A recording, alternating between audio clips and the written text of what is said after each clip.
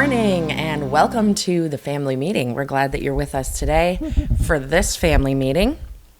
It is so early this morning that we are looking at you through bright lights, and behind you is our beautiful window that I usually just like watch squirrels and everything while we do our episodes. It is dark. It is black out there. Like, it's just pitch black. We cannot see a thing. So we are recording very early today because we have so much going on and we just need to really squeeze everything in. Yesterday was Violet's birthday, our youngest. Our youngest turned 15. So because of that, we wanted to give her an entire day that was really just about her. Even her sisters took time off work, which was so sweet. Of course, that may not always happen. Yeah, probably the last time that's going to happen. Might be. Yeah. But while it can happen, it is really special, and we enjoyed it so much. We spent the whole day celebrating her. It was great. Before that, last weekend, we were in Tampa, technically Brandon, Florida, but near Tampa. And Thomas spoke at their missions conference from a perspective of a church planter. And it was just such an uplifting time. We were with our friends at Grace Baptist Brandon. Yep. And just really had like a refreshing, encouraging weekend. But then you get back and it's like, oh, we have so much to do. Yeah. And we do have a lot to do. We leave soon again. Like, I looked at my closet, you guys, my closet. I looked at it and I thought to myself, like, I really need to focus on getting my closet picked up today. And then I'm like, why? I'm about to pack again. Well, and that's the way it has been for like the last 3 weeks or so. It's like, pack up and go, come home, then get ready to go again. Yeah. So it's been busy. We've had a lot of fun. Yeah. We love travel. I mean, like, travel's not glamorous or anything, but we love getting to meet other people and invest in marriages. And that's what we're going to be doing this weekend. We're heading to Dallas, and we're going to speak at a marriage conference there on the 18th, Garland, Texas. Garland is the suburb there of Dallas. So we are excited, but we're just kind of trying to keep trucking along. A lot to do. We've got a dryer guy coming to help us figure out what's clogged at the top of our 2-story roof. And I'm going to be painting, and you've got a bunch of work to do today. So it's just nonstop. Always. But we're happy to start our day with you. So here we are, and we're literally starting our day. I'm still drinking my coffee. Yeah. All right. Are you ready to jump in? Yes. Is your phone on silent? Let's take a look. Silent. Yeah, perfect. Okay. Now we're ready. Okay. We're ready. Go for it, babe. Gather around, everybody. It's time for a family meeting. The Family Meeting is a show that's all about family relationships. We're the Osterkamps. I'm Thomas. This is my wife, Lysandra. Hello, and welcome to our family. Welcome to episode 264 of the Family Meeting podcast. On today's episode, we're going to discuss why playing pretend with your kids isn't just silly games. It's a God-given way for children to learn, grow, and thrive. From building creativity to developing empathy, playing pretend helps shape the skills that your children will carry into the rest of their lives. We did this a lot with our kids. We loved it. Yes. I miss these days. I mean, and I know it's kind of too soon to say this, but there's a part of me that is excited about doing this with our grandkids. Grandkids, yeah. Like, because that's our next season coming later. So I'm actually really excited for this episode. We have some heavy episodes sometime, but today we get a light episode. Today's going to be a fun one. Hey, listen, speaking of podcast, our goal is to help as many families as possible, as many family relationships. And so you can help us do that. If you will go to wherever you listen to your podcast, or if you're on YouTube and you watch it, go ahead and subscribe. And here's the thing I need you to do is I need you to leave some ratings. Just go and leave some ratings. We appreciate all the feedback that we get, and this helps us, but it also helps other people be able to find our podcast. So, for instance, I've got a couple here from Apple iTunes, Apple Podcasts, that people have left for us. This one from N. Berkey says, love the authenticity. Love listening to their kids interact with the parents. Great stuff. So one of our episodes where we were all together. Mm-hmm. This one's from Brother Ryan BBC. Says, authentic. Thank you for opening up your home and lives and encouraging us in our walks with the Lord and as parents and spouses. Awesome. That was good. And then I've got one from Grayson de Beasley. So this is from Grayson. We know Grayson. Hi, Grayson. He says, hello. Hi, Osterkamps. Oh, hi, Grayson. With a 5-star. Appreciate that 5-star. Thanks, Grayson. And we will give you a 5-star right back. We definitely will. But this is the thing. We want you to go leave your rating, your review, because as I mentioned, that'll help us, but it also help other people be able to find the podcast. And then we had something from one of our other listeners, didn't we? Yeah, come in. And this is always encouraging to get these little messages. Every once in a while we get these little messages. We want to share it with you. Bree said, episode 259. And this episode was about dropping your kid off at college. She said, so good. Every point you made was spot on. I loved all of your advice. It's hard, but it's also cool to see our kids becoming adults and do amazing things. Love you guys. That was an encouraging message to get, as we every week stare into this camera and talk into these microphones. We just hope and pray that the material, the content we're giving you is relevant and helpful. And so it is helpful to hear the feedback from you guys, and we appreciate you so much. You are the reason that we are doing this every week. And we're going to keep on going. Yeah, in fact, not just going with the podcast. We're going to keep on going as far as just travel, life, and the conferences and things that we've got going on. We've got coming up. We're going to be leaving in a couple of days, actually very early. So we're going to get up very early. I think our flight out of Orlando is at like 5-something Friday morning. That's a 2-hour drive. So, yeah. We're going to be leaving the house at like 2, 3, no, before that even. Yeah. So, I don't even know. We might as well just sleep in the Orlando airport parking lot. Seriously. But heading out to Garland, Texas, Levon Drive Baptist Church, going to be the Robbie Green and his church out there. We're looking forward to their marriage day, having a one-day marriage conference out there. Going to be speaking 4 times, a couple of main sessions, and then we're going to be doing a workshop twice. And they're all talking about a marriage worth fighting for. So, going to be a great time. I've had people messaging me about how to register for that. If you go to levondrive.org, and I think you can just search like Marriage Day or something like that. The actual link, I'll give it to you if you want to type it in, and we can post the link as well. But it's your HTTPS, all that kind of stuff. levondrive.org/how-can-I-strengthen-my-marriage / Got all awesome. That? Yeah. How can I strengthen my marriage with just put a dash in between? I mean, really, that's not. Yeah. It's just funny. It sounds funny when you read it, for sure. But anytime you read a web address, it sounds a little funny. Yeah, so you can get registered for that. And we're looking for a great time with all of you in Garland. Then we got a month back home before we fly back out to the Dallas area at Grapevine for the National Small Groups Conference. I'm going to be doing a couple sessions there. Yeah, this is going to be great. I'm excited to meet all these new friends and to reconnect with old friends that we have met there before. We were at this same church for a conference, a pastoral conference.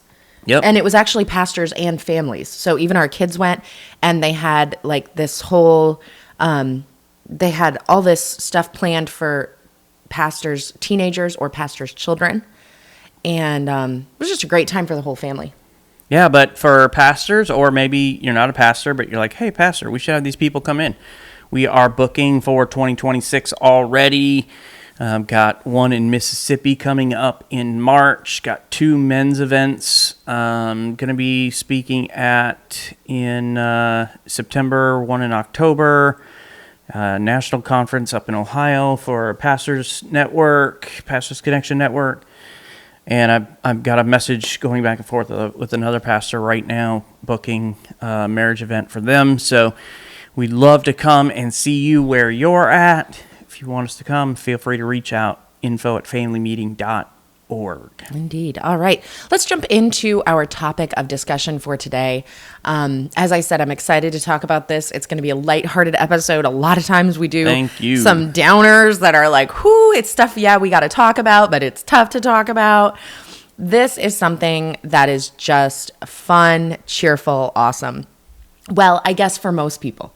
Because you know that there's got to be some parent out there who's like, ugh, if I have to be Winnie the Pooh Bear one more time, or I'm so sick of pretending to be Tigger. I don't think a parent has ever been Winnie the Pooh. Absolutely. Who's walking around in just a shirt with no pants on? I didn't mean the costume. Oh my goodness, no.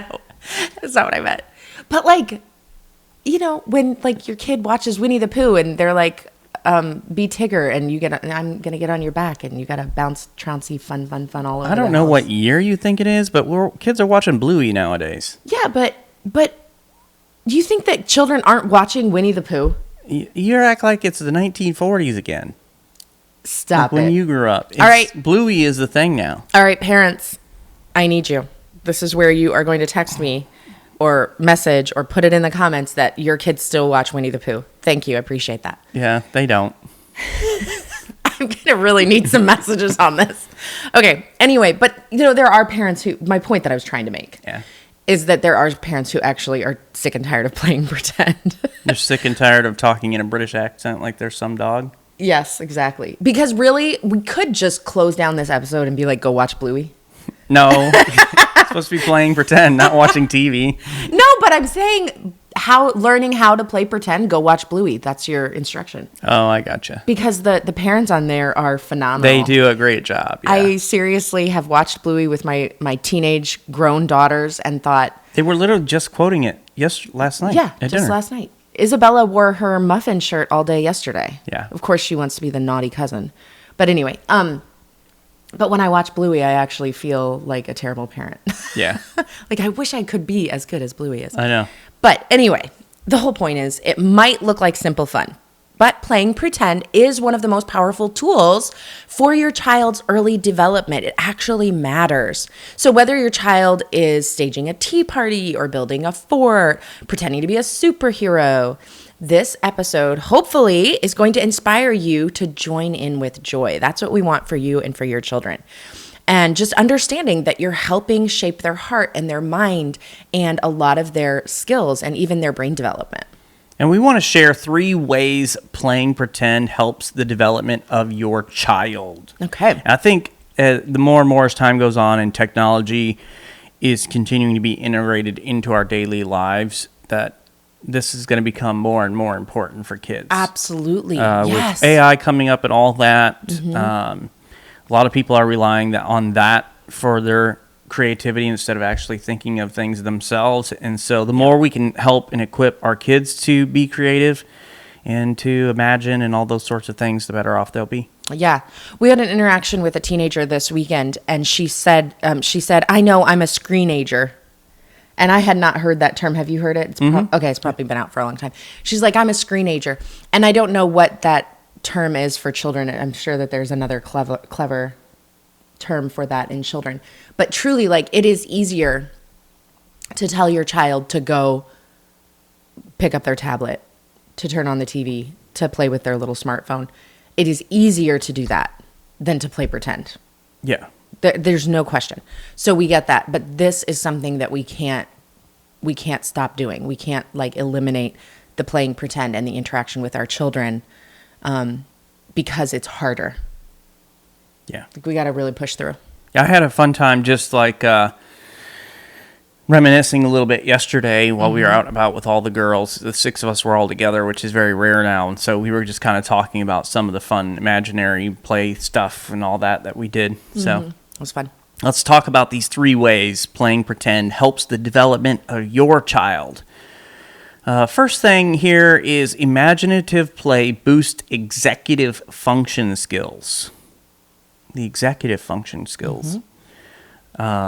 Imaginative play helps develop these functions, a set of cognitive skills including working memory, self-control, and flexible thinking, which are all essential for things like problem solving. You're having to be creative and to think of things, flexible thinking, all that. Working memory to stop and to think about, okay, what I do last time, it didn't work. All right, let's rearrange. Let's do something different. And I think like when a child goes and imagines by themselves, that's great for their brain development. That's great for like all of that imagination. Yeah. However, when they imagine with someone else, now they're basically in an improv group. Totally. Yeah. And like what you say, they have to now change the way that they were going to do something. And like, okay, how do I respond to what they just said or did? And so playing pretend with siblings or parents can really like help them with that flexible thinking. Yeah. Like a quick, oh, okay, now I'm going to do this. So I think it can be really good. Well, and I remember just playing G.I. Joes and stuff with my brothers, and there were times my dad would get involved in too, and we'd set up this huge giant thing all across the whole downstairs, and have these wars and interactions and stuff together. But so you have these functions that are essential for problem solving, for planning, and for regulating emotions. So, for instance, when a child pretends to be a doctor, they have to remember roles, follow a story, and switch perspectives, all exercising executive function. And this is one of those things that brings back, just talking about them pretending to be a doctor brings me back to our kids. When they were young, and we lived in Iowa. Winters are cold and brutal in Iowa. For those of you who have never been there, most of you have never been to Iowa, but we still have a lot of friends and listeners who are there, and it's cold and gray for months at a time. So there's not a lot of family days we're spending outside doing things. So we'd sometimes go to the mall. Yeah, and back when it was, I think it's still there. In Iowa City? Mm-hmm. Yeah. Yeah, in Iowa City, Coralville area. And this mall has a big skating rink in it and a children's museum. Yes. So we take them to the children's museum, and one of the rooms, they had all the rooms decorated differently for kids to go in and play and imagine and build and all that kind of stuff, which is exactly great for what we're talking about now. And they had like a hospital room where you'd go in and you get checked out, and they had the little stuff that you could put on, and they could wear a stethoscope. And I remember pretending to be injured and sick. Yeah, and you were always sick and you were dying. And it was They'd loud they'd and do dramatic. Surgery. Oh, I can pretend dramatic. Yeah. I mean, and they loved like cutting you open and yeah, doing surgery and operating on you and stuff. Oh, they had so much fun. Yeah. So talk about that doctor that kind of brought that back. Speaking of that, I haven't thought about that in a while. Yeah, I mean, well, I just found a picture for it and put it up at Isabella's graduation. Did you see the picture? I don't think I did. Yeah, it was really cute. Anyway, so the Children's Museum, any of you grandparents or friends of families with small children, one of the best gifts that we ever got was a year membership for all 6 of us to go to that Children's Museum. Yeah. That was a Christmas present one year. And we could go all the times that we wanted to for free. And we went a lot, especially in the cold months. So great gift idea there. Yeah, and it was cool because they had so many different rooms that it wasn't necessarily the same every time. Yeah, there was the drama room, the grocery store, the post office. Art room, Legos. Lego. We spent a lot of time building Legos. Yeah. Okay, another aspect that this is going to help is it's going to stimulate their social and emotional growth. Groot. Sorry. Through the role play and everything that they're pretending, children explore different emotions and social situations. Thomas was really good at this with the kids because me and the girls would always start out like a very sweet princess, happy play, pretend, imagination. And then Thomas would come in and be the ogre. And be the chaos. He would change everything. And we all had to figure out like, okay, were we going to run? Were we going to protect each other? Are they going to fight the ogre? Yeah. And of course, each time was a little different. But that made me think of like the emotional aspect that comes into it and that social interactions with each other. Sometimes they would save their sisters. Other times they would, push their sister into the ogre and run. Kind of just interesting thinking about all of that. But people dying. So they're like all of a sudden now like in fake tears. Yeah, but they're mourning the loss pretending of, to be in tears. Mm-hmm. Yeah. Yeah. But this is going to help them develop empathy and emotional regulation. When you play like this, it lays a foundation for a healthy interpersonal relationship with their sisters or their parents or whatever it may be.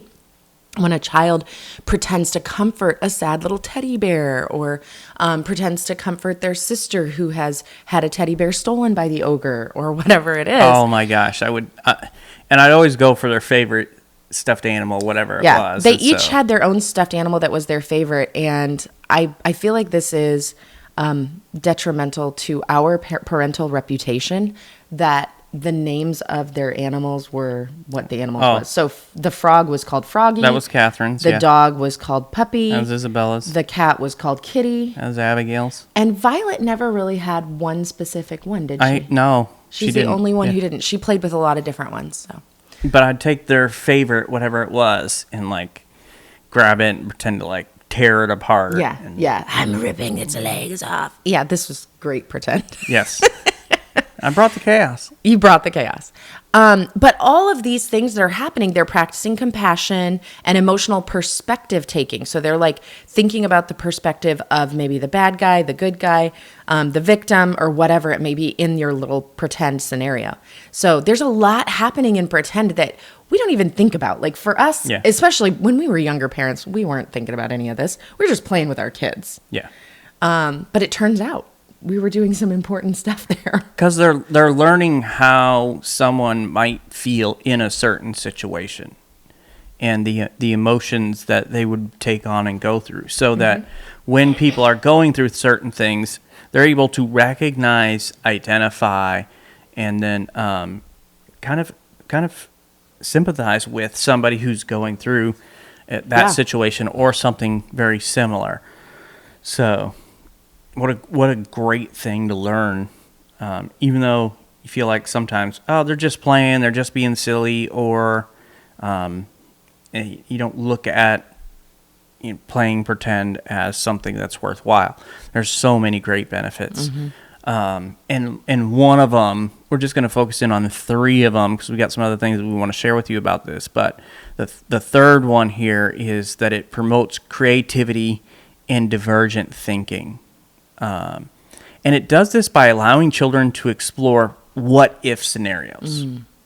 This kind of open-ended thinking supports divergent thinking, the ability to generate multiple solutions to a problem. Pretending a stick is a magic wand. Definitely did that when we were on our hikes in the woods. Or a spaceship. It could be one or the other. Shows flexible, creative use of objects and ideas.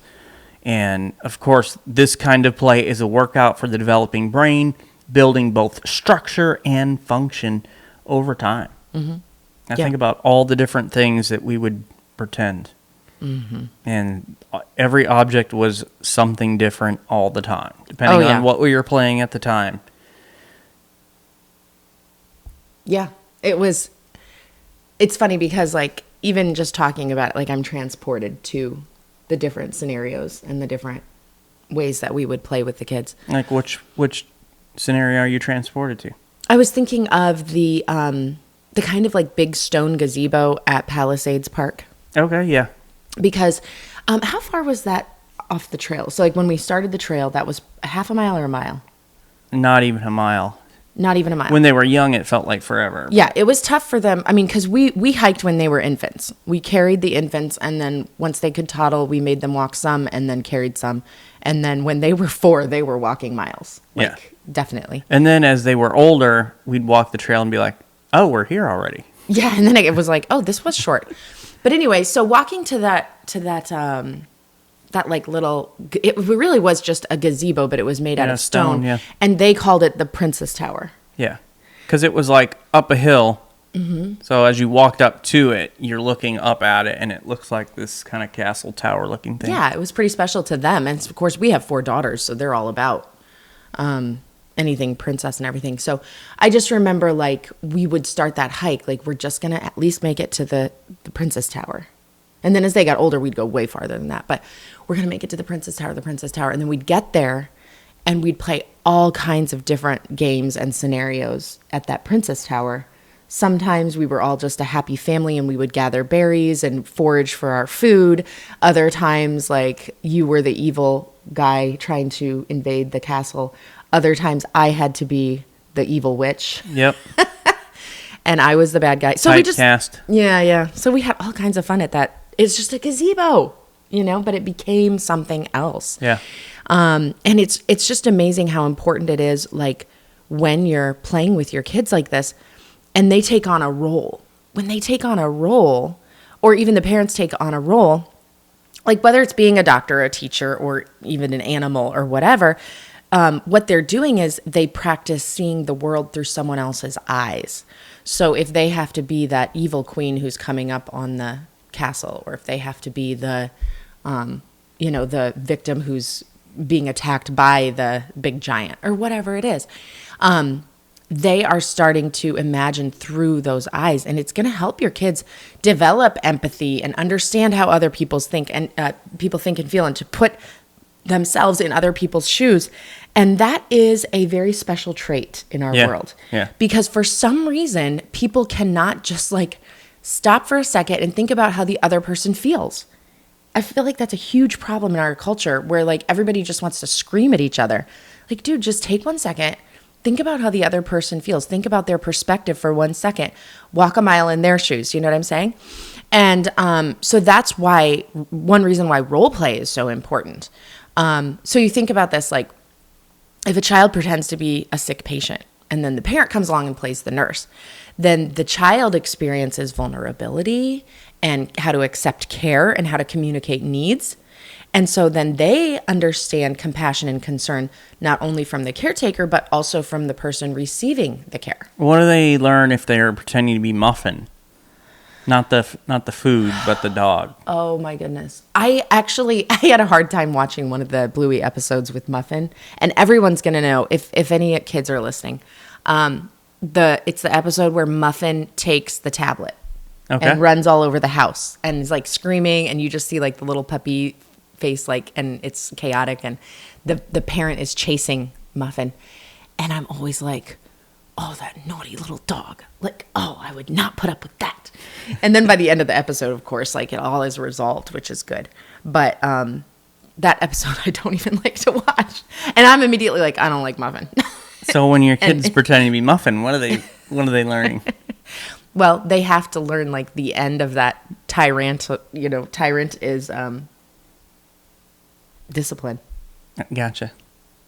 And admitting that they were wrong and apologizing and accepting forgiveness. So yeah, I think also one of the things that it brings up here and teaches them is emotional scenarios that encourage empathetic responses. And we've talked about this a little bit.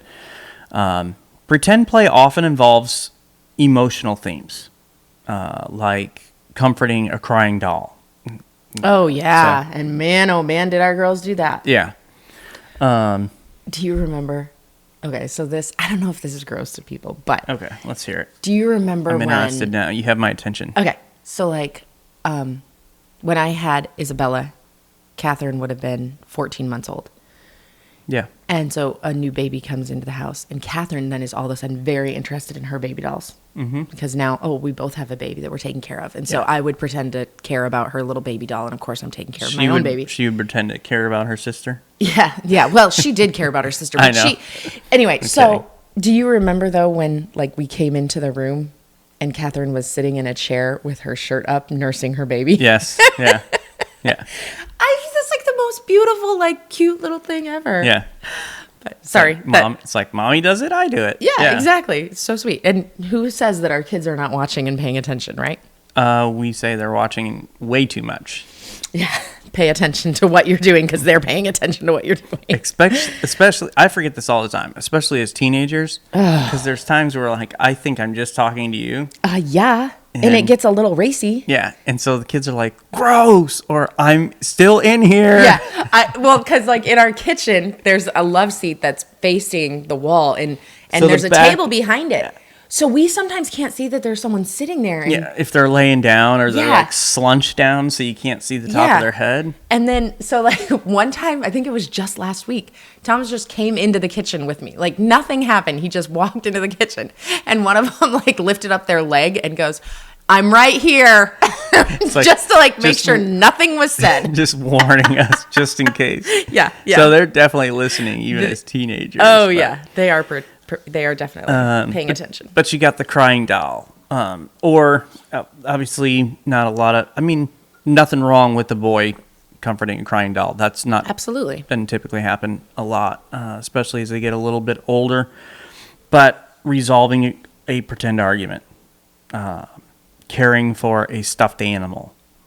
So all these moments give children a safe space to explore emotions and practice kind, nurturing behavior. Now, I'll just say that as parents, this is the kind of behavior you should encourage. Whether it's from your son or your daughter, encouraging this kind of emotional exploration where they're being kind, they're showing care, they're showing concern. A child who pretends to help a sad teddy bear learns what it means to respond with kindness and support.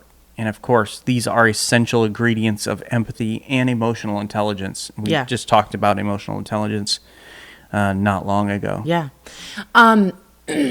It's really great for a kid to play pretend all by themselves. And I've talked about that a little bit.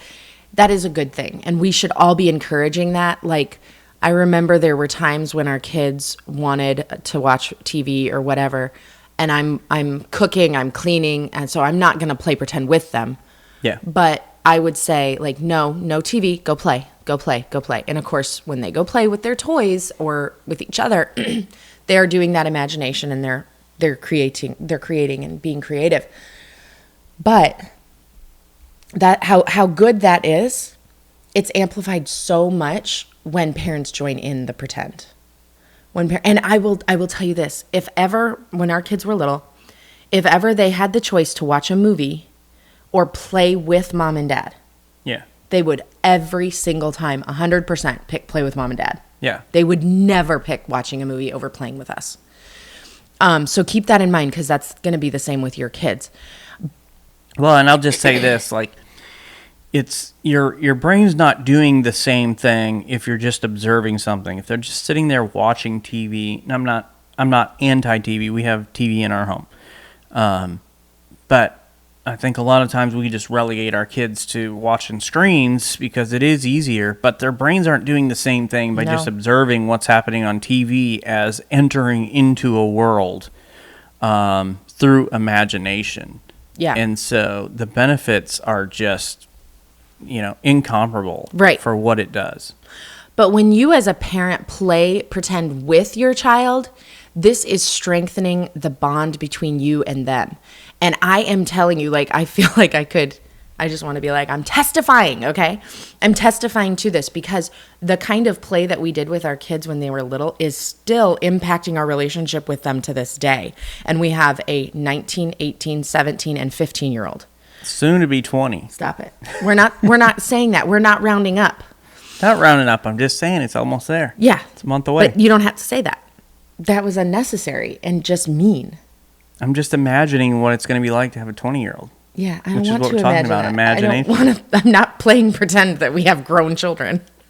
What am I talking about? Just that you're the mom of a 20-year-old. Stop. How are you that old? I had her when I was young, people. I'm still very young. So some people are like, man, a 20-year-old? She's got to be like 60. She was 13 when she had her. Do the math. No, I was not. Okay. I feel like now I need to say I was 20 years old when I had Catherine. There. It's out there. Okay. But listen, there is this emotional connection that you are building with your child when you play pretend, and you're building trust with them too. Children feel seen, valued, understood, and all of this is working together to strengthen that parent-child relationship. Also, it's modeling respectful, caring interactions. I will say this. Oftentimes, I felt like you were teaching our kids to disrespect me in the way that you led the pretend. Oh, because how so? Because I remember one time in particular, but you created this scenario as much as you could. We were all in our bedroom. We were trying to go to bed and trying to have our like family devotions and prayer time. And everybody's in pajamas and you're like, girls, oh, look, all of our princesses are here. Oh, no, there's the disgusting, stinky poop monster. And he's pointing at me. Yes, and the poop monster. I had to be the forgot all poop about this. monster. Yes. And I'm like, no, I don't want to be the poop monster. I want to be the princess. And yeah, then, of course, the kids just thought that was so funny because that they're I like was prim and proper. Mom would be the poop monster was the best. Yeah, so that was definitely one of their very favorite scenarios, and it was always Thomas who created that. So, of course, I would lean into it for a little bit. I didn't like to Not do that long. very often. But I would be like, I'm the poop monster, come after them and stuff. And we're like, you smell like crap. Get out of here. You would definitely say that. So I did feel a little bit disrespected sometimes, but it wasn't too bad, I guess. But so not using that as our scenario for an example, let's come up with a different example. I like that one. No, because here's the deal. It strengthened the bond between me and the girls. Yes, it definitely did, which was good. It was good. But think about a child who is kind of creating the storyline to the pretend. Think about when they are the one kind of in control and you allow them to be in control of the storyline. You now are a parent who listens. And now you're following their imagination. And that shows that you care about them, that you respect them, that you value their ideas. Yeah. And you're helping that child feel emotionally safe and close. So here's how you can totally ruin it. Just in case you want to know how you could ruin it. What not to do, yeah. What not to do is if your child is like, I'm a superhero and I can fly and I'm going to fly from over here to over here. And you're like, that's ridiculous. You can't fly. Stop it. I can see your feet are on the ground. Like, yeah, you're not flying. Like, what? No, you imagine with them. It's pretend. So you pretend that they are flying, right? You follow their lead. It doesn't have to always be child-led. They love it when daddy-led, play pretend. But you can follow their storylines and imagine with them and enjoy that. So don't squelch their imagination by being like, no, that would never happen. Because anything can happen in pretend, and that's the whole point. Well, and you bring up a good point. For some people, it is hard to play pretend. Yeah. For whatever reason, like just the way you're wired and personality and upbringing or whatever. It could be that they didn't play pretend when they were kids as an adult, so like you don't really know how to do it. So it can be maybe a little awkward or difficult for you to be able to do this. So I want to give you just a couple of practical ways that parents can join in pretend play without feeling too awkward. Mm-hmm. So one of the things you can start by is just pretending to be their favorite cartoon. So when the girls were little, we pretended to be princesses like Cinderella, Elsa, Anna, Rapunzel. Mm-hmm. And we would jump into the story. Yep, whatever it was, yeah. If they were Cinderella, you were Prince Charming. Yep. And I was, of course, the evil stepmother. Yep, sense of theme here. But we'd play like Gummy Bears. They loved the Gummy Bear cartoon. I grew up watching the Gummy Bears cartoon, and so I got the DVDs. For our younger generation, they were little like discs that you'd put into a box that would magically make them appear on TV. But and we'd play that. They were like these gummy bears that came to life. They drank this little gummy berry juice so they could bounce around and do different things. Yeah. And well, and for that, like they each had their own favorite gummy bear character. Yeah. So they would get to be their favorite character, and then typically, I was Duke Igthorn, who is the villain. Yeah, and his kind of short name was Dookie. So my once kids again, you're the called me poop Dookie. monster. Yeah, but that was a great way to pretend in the forest when we were hiking, and we hiked all the time. And yeah, because that cartoon was set in like the days of the knights and the princesses and all that kind of stuff. So most of when that took place, there were caves and forests and stuff like that. So when we would hike, we'd hike to a cave, and when we got to the cave, okay, we're at our home in the gummy bear forest. Now who's going to make the potion? And Grammy Gummy I was either Duke Igthorn or Grammy. Yeah. Which I also didn't really care to be Grammy The gummy. old lady or the dude who's trying to get them. Yeah. But So funny. yeah, but that was one way we talked about. We took our kids on hikes all over the place from the time they were born. So that was a way we could get them to go further than they would have, because their mind's thinking about something besides the fact that they're walking or they're hiking. They're tired. And so we're kind of playing along, but... Yep. And we would say, like, there's an ogre behind that tree, so we're going to have to sneak around it, because in the Gummy Bear cartoon, there were ogres and stuff. So, like, that would get them past that tree way up there, and whatever we could do. So playing pretend had also a lot of value for us as parents, too. Yeah. So, but we would step into their world, and I encourage you to step into their world. And explore the things that they like. Mm-hmm. Yeah. And it's their cartoon. Don't pick your own favorite cartoon, because pick theirs. What are they into right now? And of course, it changes all the time. Yeah. So then the other thing that you can do is, when you're playing pretend, maybe you feel like it's a little awkward, or you're just like, this is so stupid, and you can't really get into that child's mindset, then just let your child take the lead and just follow their cues. And if that's maybe a slow start, you can ask questions even. You can say, like, oh, what should I do? Or who am I today? And when you ask those questions, like, they're happy to assign you the role. They're happy to tell you what to do, because how often does your child get to tell you what to do in a safe, respectful way? Yeah. So this is a great opportunity for them.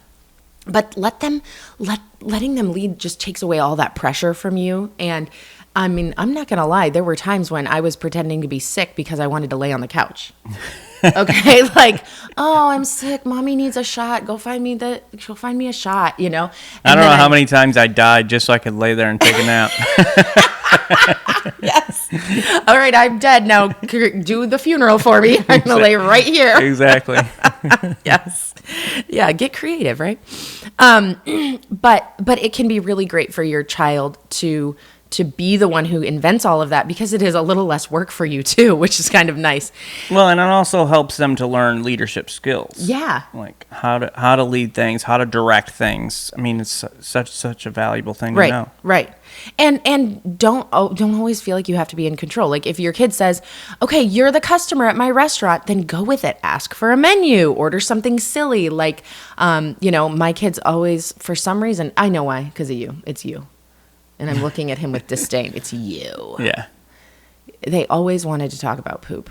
And I had 4 daughters. I didn't think that was going to be a part of my life, because I had 4 girls. I was going to raise them like sweet, beautiful all kids think young that's ladies. Funny. And so Thomas would talk about poop so much that they did too, and they thought it was so funny. But yeah, tell them you want like a pizza with a side of poop, or whatever for your topping, and they'll just think that is hilarious. But just whatever is silly, and enjoy the back and forth. I remember going to the Children's Museum, and in the pizza shop, and they'd have to make us pizza, and they'd bring us their pizza, and you would be like, I hate mushrooms, and you'd like pick the mushrooms off and throw them on the floor, and they'd pick them back up and be like, oh, sir, I'm so sorry, and they'd be picking the mushrooms off the floor, and of course they're plastic, but it was just so fun to like be whatever kind of customer. So go with it and have fun, or maybe it's actually lunchtime. Yeah. And you've got all the food laid out on the kitchen counter. You sit at the dining room table and you order what you've already prepared, and they bring it to you like they're your waitress. I mean, hey, that sounds kind of nice. Yeah. Pretend can work for you too. It most definitely can. Gotta get creative. You can narrate or add simple dialogue, so you don't have to perform every single thing that's happening. You can talk through some of the things that are happening, or add simple lines. So this can keep things moving and adds depth to the play without feeling forced. For instance, oh no, the dragon is coming. Quick, let's hide in the castle. Mm-hmm. Right? So it's like, you don't have to act out all this stuff. You've just kind of put something out there for everyone to react to. Yeah. And even short, playful lines can keep the imagination alive. Well, and when you say that, like, they, in their little tiny minds, see that dragon coming towards them in their living room. Yep. Or out in their backyard. And it's just so good for that imagination. You can use toys like your actors. We definitely did this, where we, when the girls were teeny tiny, and we had, remember the little, was it play school table and chairs? It had the table was white on top with blue legs, and the chairs were Yellow. One piece, they were yellow plastic with big, thick legs. We would get there and sit at that tiny table with our knees like up to our chins.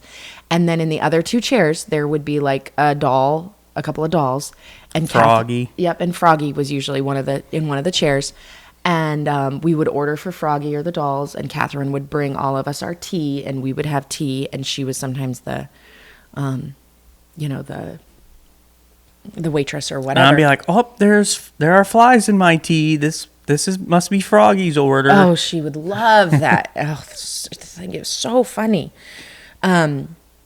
But you can even like hold up their favorite doll, hold up their favorite like stuffed animal and make it say like, hello, can I come to your tea party? And kids love that. And it's just fun. Like have fun with it. I remember one thing that I would do, and this is like how you can make pretend work for you. When my kids were little, I wanted them to play outside more often than they wanted to. And so you just like put them outside, lock the door? I would sometimes, yeah, I would absolutely do that. But this was one way that I could do it without them whining too much. So the way that our house in Iowa was set up, we had a deck, and on the deck there was the kitchen window and the kitchen back door. Yeah. And then out there was the fenced in yard. So I would put them outside and I would open up the kitchen window and they would stand on the deck and I would take their order. Yep.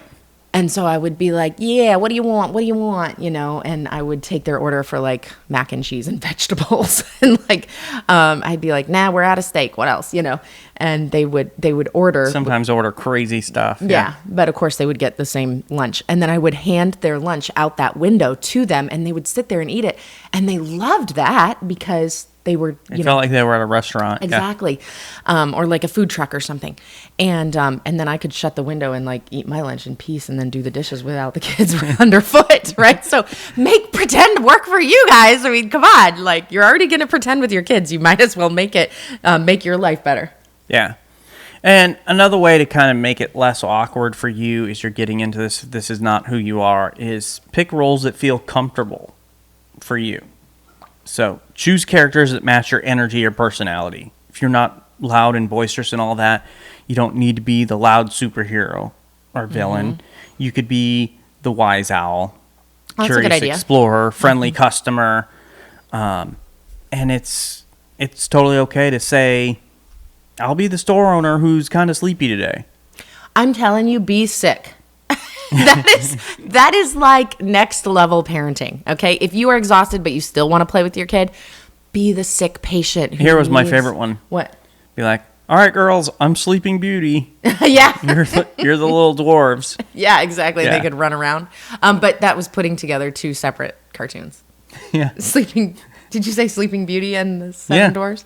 Is Snow White and the Seven Dwarfs? They're all the same. I mean, just wearing a different dress. Yeah, to Daddy, they're all the same. Yeah. But even that they thought was funny. Oh, they would. They would think it's so, and they would go with it. They would absolutely go with it. Here's something that can help, because I know that some of us have kids that are just relentless. So maybe you need to set a time limit. Like if it feels like, if I enter into a pretend scenario with them, I'm never going to get out of it. Yeah. Which of course you are the parent, so you should be able to say, "Mommy is done. That's enough. Yeah. Now it's time for you to go play." And if you have been really guiding them and teaching them how to respond to you, they should at that point say like, "Yes, ma'am," and go do what you tell them to do. Ideally. Sometimes that doesn't happen, right? Because there are times where it's like, okay, this is our family day or our family night or whatever, and so what we're going to do is we're going to rearrange the entire living room and we're going to build giant forts and we're going to play castle and dragon and do all the stuff. Oh, so fun. And sometimes we would set it up where it's like, okay, we'd literally camp out in the living room. Those were such fun nights. Inside the fort and all that. All of us together. But you don't always have time for that. Yeah. You don't always have hours to give to something or an overnight like that. Well, and also like that fort can't stay up for a week. I can't deal with a giant fort in my living room for a week. I can deal with it for a day. Yeah. But after that, that's got to be taken down and everything has to be cleaned up. And play pretend does need to end. Like it can't be. And it doesn't have to be hours. It doesn't have to be a long time or all weekend or whatever. Right. There are times for that where that's like your kids will never forget that kind of stuff. But it's okay to set these time limits of short little time frames. I did just think of another scenario, even though I want to talk about this time frames.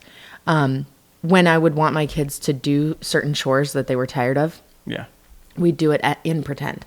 So it would be like, oh, we forgot our money at the restaurant and now we can't pay. They're making us wash dishes. And we would wash dishes together pretending that we couldn't get away, from this restaurant because we couldn't pay our bill. I would have taught the kids how to dine and dash. I know. Well, you dined and dashed at every meal back then. Still do when I can get away with it. Yeah, you do. But yeah, so that time frame though, setting like, okay, we're going to play for this amount of time, but then I do have to get back to work, okay? And then you give it your all for 10 minutes or for 15 minutes. And then you get back to work and they know, okay, it's time for now you to go and do your own play. Or just, hey, how about one round of vet clinic? Then I'll start dinner. I love it. Yeah. Bring in all your pets. I'll treat them all. And then I go back. Okay. Yeah. So that's really good. Now, if all else fails, and if all of these ideas that we have given to you don't work out for you, then here's your homework. Go watch Bluey for more instructions. I don't recommend it because you'll feel bad as a parent. Bluey is the cutest show. Like, I love watching Bluey. My 18-year-old daughter is the one who begs me to sit down with her and watch Bluey. And I have. And I actually really, truly love that show because they are pretty amazing parents. Not that they're perfect or anything, but whoever's writing that must have been an amazing parent. Yeah, they have it down. Yeah, and like they know kids too. They know like exactly. I feel like there are times when I'm watching that show, I'm like, that happened to me. Yeah, kids screaming and making a scene in the grocery store. Yeah, whatever it was. So it's really great. And they would play pretend everywhere they went. Yes. Everything they were doing. Yeah. Which is so good. I think that's one of the things that is being lost in the midst of technology, as I mentioned a moment ago. And I think it's going to get worse. Technology is a tool. I'm not anti-technology. Right. We use computers. We watch TV. We make use of AI at times. So it's like we use the stuff, but you can't let it overwhelm and take over everything. And so, encourage your kids to play creatively, use their imagination. And the best way that you can do that is by modeling it and getting involved and leading the way in that. Yeah, jump in with them. It's the best way. So good for their brains. It's so good for relationships, for all these creative thinkings that we've talked about. Mm-hmm, absolutely. Now, if you would like a bonus resource and you would like to say, okay, I need a little help on this. This is hard for me to chill out and just do. I mean, for me, it was hard to chill out. Like, yeah.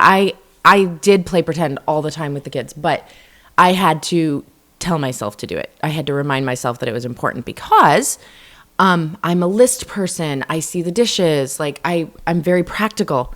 And although I loved being in plays and acting when I was younger, just the realities of life seem so important, And for me, it's like I'm a creative person, and so playing imagination and all that stuff was easy for me. You didn't even have to work at it, did you? No. You just had fun. Just jumped into it with them, yeah. Yeah, just so much fun. You were such a fun dad. I mean, you're a fun dad now. You heard that, everybody. Was. You are a fun dad now, but they don't want to play. They don't want to play ogre with you. Although now I got to play ogre by myself. Yeah, which is just not the same. No. But like you were such a fun dad, and it looked effortless when you would play with them like that. But anyway, maybe you are more like me and you have to work at it a little bit harder. We have a bonus resource for you. If you want it, you can email us. The bonus resource is called 10 Simple Ways to Encourage Pretend Play at Home. 10 Simple Ways to Encourage Pretend Play at Home. And you can email us at info@familymeeting.org, and we will send that to you, and that can maybe help you with kind of this aspect of your parent-child relationship. And family meeting tonight is simply this. Go and play with your kids. Yeah. Play something imaginative with your kids. Ask them what they want to play, what world, who you are, what's going on, and just dive into it with them, at least for a little while. Give them 15 minutes at least. Just, hey, we're going to play whatever. Fill in the blank, whether it's restaurant, hospital, ogre, bluey, whatever it is. And if you have older kids, maybe they're past this age like ours are, one of the most fun things for us to do is talk about their favorite way to pretend when they were little. So we all get to relive it. And it's really cool because when you talk about that as in your family meeting, it's like there are things that our kids remembered playing pretend that we had forgotten. Yeah. And then there were things that we remembered that they don't remember. And so it's really great opportunity to like rebond over pretending with your adult children. So just a thought there. It is a great thought, but even as they're older, like there are things that you can do. One of the things that our kids love to do is like they love to play like Chop Challenge or something. Yes. And we've done this for the kids where we have a couple of judges and we set up teams and we work it out, cooking competition where they're giving surprise ingredients and they got to make something. So like even in that, like we're imagining as teenagers they're doing this. Yeah. And talking about their dishes to the judges, and we're recording it and making a video and an episode. So even as they get older, there's still things that you can do where it's like, okay, we're not playing Rapunzel or any of that anymore, but you can do other things as well. So that's right. Thank you so much for joining us today. Please go and subscribe to the Family Meeting Podcast from your favorite podcast provider. And if you found this information helpful, please share this episode on social media and invite your friends and family to listen in with you. To find more content and information Lysandra and I provide, you can go to our website, familymeeting.org, or email us at info@familymeeting.org. If you'd like to shoot us a text or call us, you can send a voice message at 904-257-3062. And we want to invite you to join us for our next family meeting as we discuss more play. Wow, was that a slip or what? She's like, as we discussed. That was not some sort of Freudian slip. More play. Now this is is this we're taking all the imagination stuff we talked about and applying it to you can marriage? Or? You can. Whatever floats your boat. Okay, so this one next week is not going to be an episode for the kids. You are not going to want to listen to this with the kids, but you are going to want to listen to it because we've all heard of foreplay, but what about more play? I had not heard of this term. You had heard of it. Yeah. I saw an article about it. He read a book and it was talked about in a book, but basically what more play is, it's after sex care. So what happens afterwards can play an important role in your marriage. It can even affect the next time. What happens after sex can affect your next go around. What do you mean go around? You know exactly what I mean. I just don't know why you can't say it. Like I did. I said sex. You like get this look on your face like. All right. This meeting's adjourned, right? Yeah. I'm just letting those who are watching on YouTube see you in discomfort just for a little bit longer. Well, it just feels so wrong after what we just talked about. I mean, how do you think the kids got here? I mean, yeah, exactly. Yeah. Thanks for joining us today for this family meeting. Have a great week, everybody. This meeting is adjourned. Oh, man.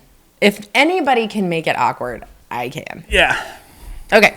So we want to hear in the comments two things. Okay. We want to hear from you how your parents played pretend with you when you were a kid, or maybe if they didn't, share that too. And then the other thing that we want to hear is how you played pretend with your kids. So share those things with us because your comment may actually be the thing that helps somebody else or gives them an idea. And maybe we can share them on a future episode. So share those things with us. We would appreciate that. Yeah. And until then, we look forward to seeing you next week when we meet right back here at this table in our living room for our next family meeting. So don't miss it next week. Have a good week. Until then, bye-bye.